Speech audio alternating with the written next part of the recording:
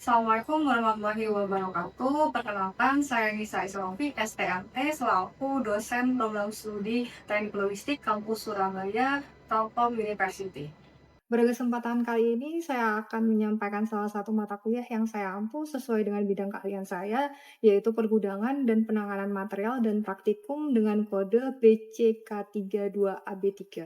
Mata kuliah ini ditunjukkan untuk mahasiswa S1 Teknik Logistik semester 5 dengan kode mata kuliah tersebut dengan bobot 3 SKS dan diselenggarakan dalam 16 pertemuan. Mata kuliah ini berfokus pada pengelolaan aktivitas pergudangan dalam sistem logistik dan rantai pasok, di mana membahas bagaimana meningkatkan efisiensi dan produktivitas gudang, meningkatkan kualitas dan akurasi operasional, mengurangi waktu tunggu pelanggan, memanfaatkan perkembangan teknologi pergudangan, mengelola tenaga kerja, menerapkan aspek K3, serta memperhatikan dampak aktivitas pergudangan terhadap lingkungan. Adapun program learning outcome yang didukung sebanyak 3, yaitu kemampuan untuk menguasai dan menerapkan pengetahuan matematika, ilmu alam dan atau ilmu bahan, teknologi informasi dan rekayasa untuk memperoleh pemahaman komprehensif akan prinsip-prinsip keteknikan di bidang logistik dan rantai pasok, dan PAU 3, yaitu kemampuan untuk merancang dan melakukan eksperimen lapangan dan atau laboratorium serta menganalisis dan menginterpretasikan data untuk mendukung proses pengembalian keputusan di bidang logistik dan rantai pasok. Selanjutnya, PLO yang terakhir yaitu PLO 7 terkait masalah kemampuan menunjukkan kinerja secara mandiri dan bekerja sama dalam kelompok lintas disiplin dan budaya yang berorientasi pada tujuan yang bermutu dan terukur dalam mengimplementasikan bidang keilmuan atau memberikan kontribusi kepada masyarakat luas. Dari PLO tersebut diturunkan Post Learning Outcomes atau CLO pada mata kuliah ini sebanyak 3 buah, di mana CLO 1 yaitu mahasiswa mampu memahami konsep pergudangan dalam sistem logistik dan rantai pasok, CLO 2 yaitu mahasiswa mampu merancang aktivitas dan tata letak pergudangan melalui eksperimen dalam menyelesaikan permasalahan logistik dan rantai pasok, dan CLO terakhir CLO 3 yaitu mahasiswa mampu merencanakan dan melaksanakan aktivitas praktikum pergudangan secara mandiri maupun bekerja sama dalam kelompok. Mata kuliah ini diselenggarakan dalam 16 kali pertemuan, di mana terdiri dari 7 kali pertemuan praktikum dan 16 kali pertemuan materi, di mana nanti akan dipecah sebagai presentasi project list. Selain itu, praktikum ini menggunakan beberapa software yang paling utama terkait masalah tata letak, yaitu Flexi. Materi-materi yang kita pelajari selama 16 pertemuan dibagi menjadi beberapa, di mana di pertemuan 1 terkait masalah konsep dasar pergudangan, teknik penanganan material, manajemen persediaan, dan untuk pertemuan 2 terkait analisis stok, klasifikasi produk, dan sistem persediaan. Sedangkan untuk pertemuan 3 mulai mengarah pada peralatan penanganan, pengemasan, dan pelabelan. Sedangkan untuk pertemuan 4 terkait masalah biaya pergudangan, ukuran nilai pergudangan, serta performasi pergudangan.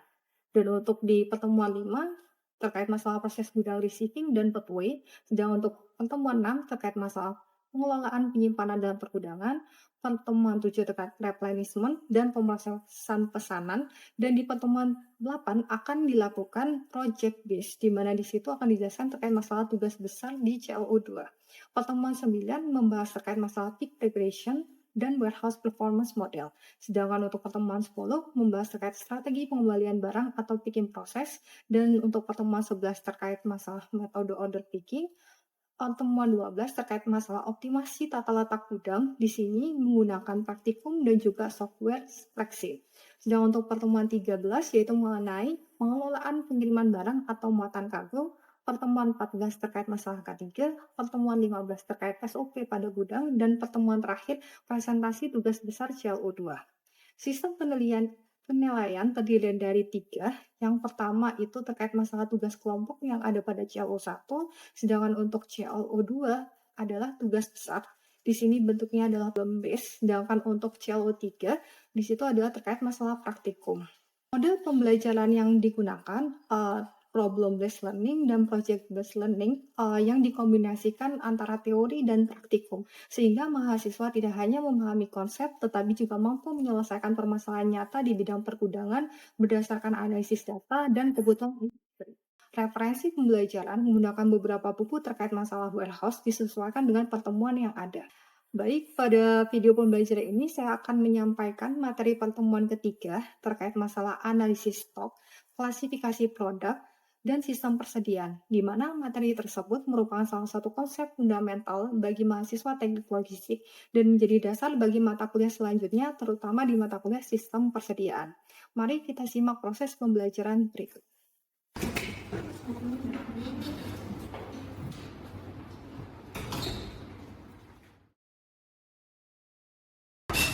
Assalamualaikum warahmatullahi wabarakatuh. Selamat pagi buat teman-teman yang hadir di sini.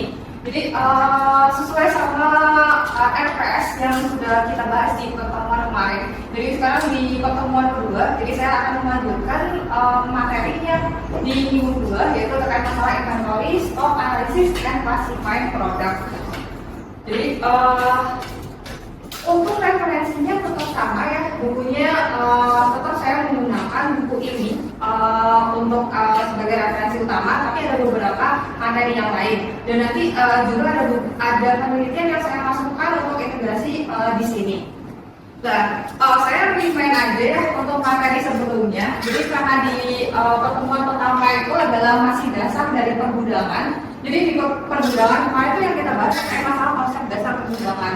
Jadi di konsep dasar pergudangan kemarin saya remind aja sedikit kalau pergudangan itu pasti ada yang namanya logistik itu ada yang namanya inbound sama outbound gitu. Terus di situ yang kita bahas hari ini adalah teknik penanganan material berdasarkan masalah sistem inventory-nya atau manajemen persediaannya. Jadi nanti kita fokus yang ada di sini. Nah, untuk capaian pembelajaran mata kuliahnya sesuai sama yang sebelumnya saya sampaikan bahwa VLO itu di pergudangan yang ada di mata kuliah ini ada 4. Nah, sekarang di materi hari ini di minggu kedua itu adalah terkait masalah VLO 1 dan untuk capaian pembelajarannya itu ada di sini, mampu memahami konsep pergudangan dalam sistem logistik dan rantai pasok.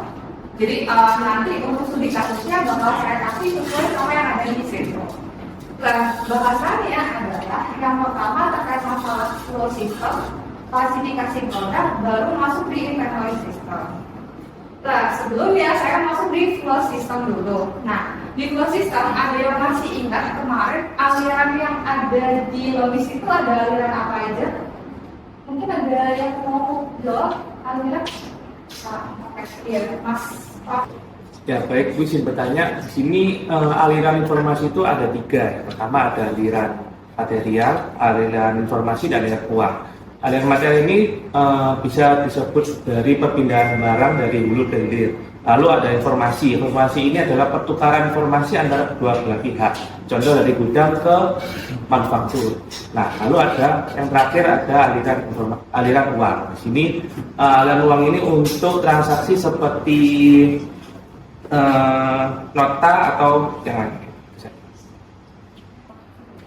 Oke, terima kasih ya Mas Pram. Kalian terkait masalah flow system, benar yang dikatakan Mas Satu tadi, kalau misal aliran itu memang ada 3, aliran barang, aliran informasi, sama aliran uang. Nah, itu yang kita pelajari secara umum kemarin. Nah, di sini yang saya bahas itu udah masuk ke detailnya itu seperti apa. Jadi di flow system itu ada yang namanya material management system, ada material flow system, sama yang namanya physical distribution system. Nah, di pergudangan yang kita banyak itu adalah di bagian sininya. Ini adalah, jadi kalau misalnya digambarkan sebenarnya kalau misalnya dari supplier masuk ke material, supplier masuk ke perusahaan itu adalah material management system. Kalau misal dari material flow system itu adalah aliran yang ada di sekitarnya itu material flow system. Sedangkan kalau misalnya di sini itu adalah dari perusahaan ke customer, itu adalah physical distribution system. Gitu. Nah, untuk sistem persediaan sendiri, sebenarnya yang kita ambil kenapa kok harus kita memahami ini? Karena kita butuh yang namanya informasi tadi. Sebenarnya informasi itu, kalau kita butuh nih, customer butuh berapa barang nih, itu kan informasinya adalah dari customer, masuk ke perusahaan, masuk ke vendor. Sedangkan untuk barang itu kan dari vendor masuk ke perusahaan, dari perusahaan masuk ke customer. Dan kita lagi banyak imbangkan itu gimana caranya antara aliran informasi dan aliran barang itu sesuai, karena kalau enggak sistem persediaannya itu bakalan entah itu ada stop atau adanya overstock. Makanya kenapa di pergudangan kita membahas sedikit terkait masalah sistem persediaan. Nah, ini adalah detailnya. Jadi di sini ada yang namanya flow of material ke fasilitas. Kalau di sini adalah yang ada di dalam fasilitas. Kalau yang di sini adalah dia itu ke customer. Makanya kalau kita lihat di sini ada invoice, itu ada dari aliran uang.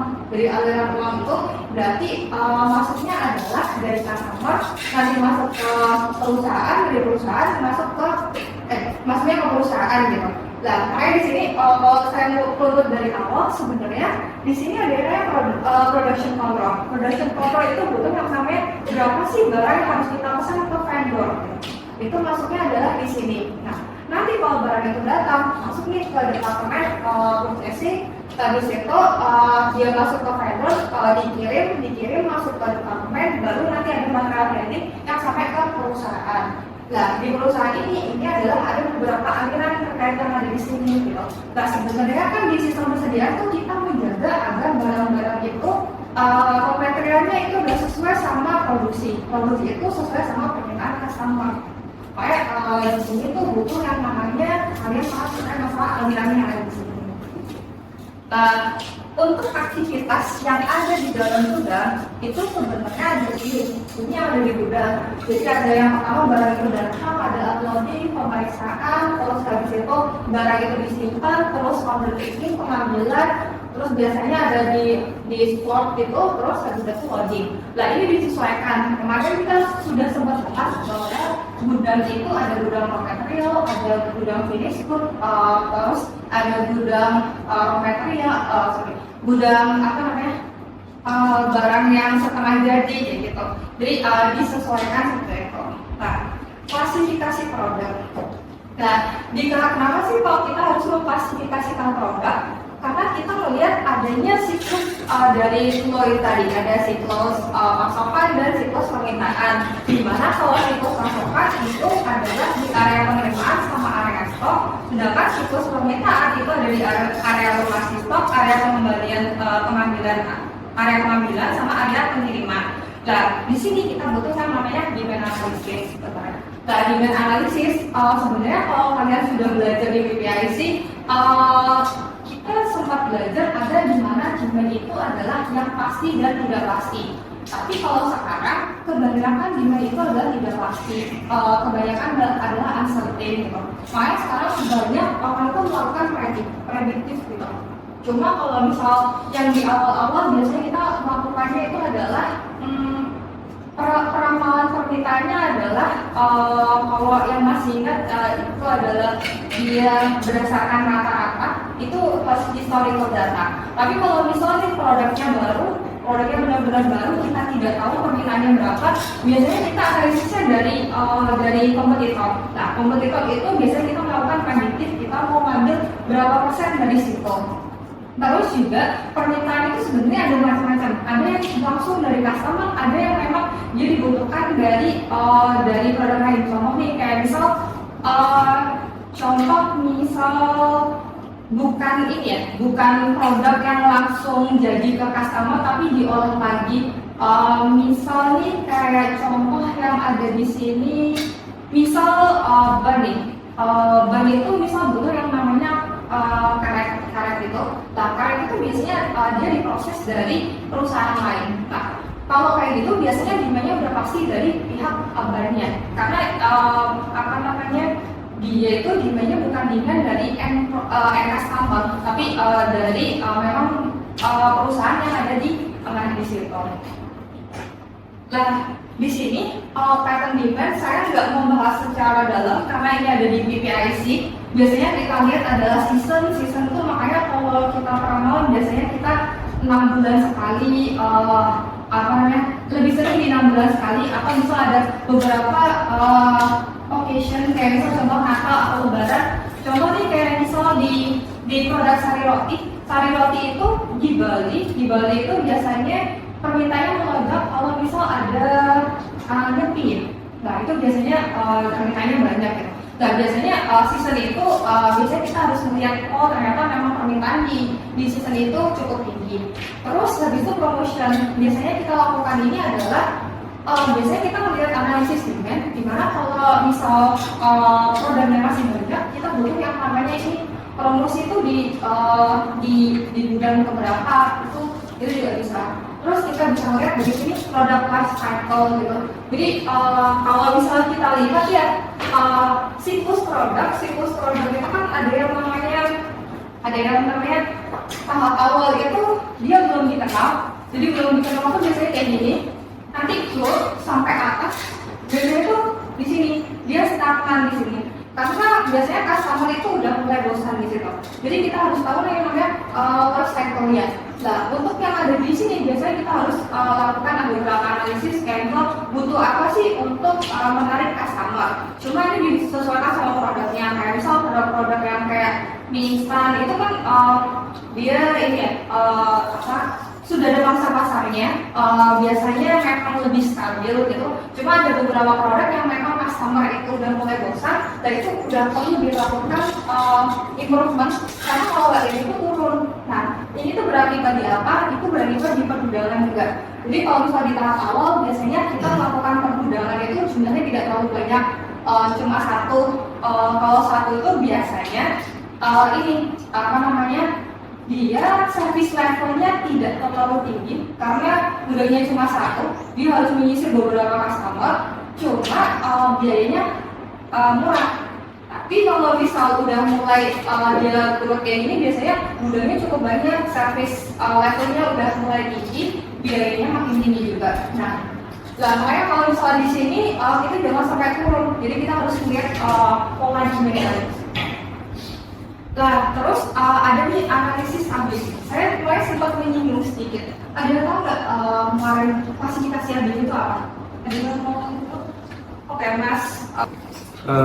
Seingat saya kemarin, di minggu kemarin, ABC analisis itu sendiri merupakan sebuah pengklasifikasian produk di mana untuk kategori A sendiri itu menyerap dana sebesar hingga 80%. Dan untuk kategori B sendiri itu menyerap dana hingga sekitar 15%, dan untuk C itu sisanya menyerap dana hingga 5%. Dan tujuan untuk pengklasifikasian sendiri dari perusahaan itu bisa jadi lebih terfokus pada kategori A di mana nilai penyerapan investasinya itu cukup besar. Ini adalah salah satu analisis yang paling sering digunakan di sistem persediaan dan di pergudangan. Gunanya adalah analisis ini adalah pertama untuk kita tahu letak barang itu ada di mana, biasanya pakai ABC. Terus ABC ini adalah fokusnya adalah di cost ya. Biasanya kita melihat makanya kenapa butuh cost di sistem persediaan. Biasanya untuk biaya-biaya produk yang cukup tinggi itu biasanya ditaruh memang di paling depan atau biasanya di tempat-tempat yang memang tidak mudah terjangkau oleh orang asing gitu. Terus juga salah satunya adalah coding, produk coding gitu, biar memudahkan kita untuk taruhnya tuh di mana sih barang ini gitu. Biasanya di produk coding gitu. Jadi mencegah duplikasi stok, menyediakan standarisasi, menyederhanakan identifikasi produk, dapat membantu dalam menentukan lokasi stok, sama membantu dalam penetapan harga. Nah, untuk penetapan harga nanti bisa dibahas di materi selanjutnya. Itu adalah ada terkait masalah itu. Terus biasanya handling group. Jadi kalau bisa di pergudangan, handling itu kan cukup kita harus tahu nih kapan kita pakai forklift, pakai hand truck dan seterusnya. Jadi memudahkan untuk kita. Makanya di sini biasanya pakai produk handling group gitu. Jadi biasanya juga terkait masalah mana sih produk-produk yang memang rentan dengan suhu, terus keamanan dan beberapa bahaya. Kayak ada beberapa produk yang nggak bisa dijadiin satu. Contoh kayak misal bahan kimia sama bahan makanan itu udah pasti nggak bisa dijadiin satu gitu. Jadi ada beberapa produk handling group. Terus saya masuk di inventory. Kenapa sih butuh inventory? Nah, ini memisahkan penawaran dan permintaan. Jadi kita harus tahu gudang itu berada di antara itu jumlah demand sama yang kita tawarkan. Jangan sampai ada yang namanya stock out atau overstock. Terus keamanan, melindungi ketidakpastian. Kita tahu bahwa zaman sekarang apalagi kayak COVID kemarin yang tidak diprediksi tiba-tiba udah nggak bisa keluar dan seterusnya gitu. Ketidakpastian ini cukup tinggi kemarin yang di waktu COVID, di mana barang itu dikirim ternyata ternyata banyak yang tidak bisa terkirim gitu. Nah itu sangat berpengaruh di perusahaan gitu. Jadi kadang tuh satu jam aja dia lewat itu udah mempengaruhi kos yang ada di perusahaan. Terus mengantisipasi permintaan, kayak misal contohnya kalau misal saya sebenarnya kalau mau itu saya kalau misal mau jualan produk roti itu saya mau jual 20, yang beli 20, tapi itu kan nggak mungkin gitu. Jadi kita harus tahu sebenarnya historicalnya seperti apa gitu. Dan butuh juga kan masih masak dulu dan seterusnya. Terus memberikan layanan kepada pelanggan. Nah di inventory itu biasanya costnya itu ada biaya holding cost, biaya ordering cost, sama biaya produk itu sendiri. Biasanya di sini ada beberapa dipecah lagi terkait masalah investasi warehouse dan seterusnya. Nah untuk purchasing, warehouse receiving itu nanti kita bahas lebih dalam di materi selanjutnya. Nah di inventory system kita butuh yang namanya lead time ya. Lead time itu kan waktu antara kita pesan sampai barang itu datang.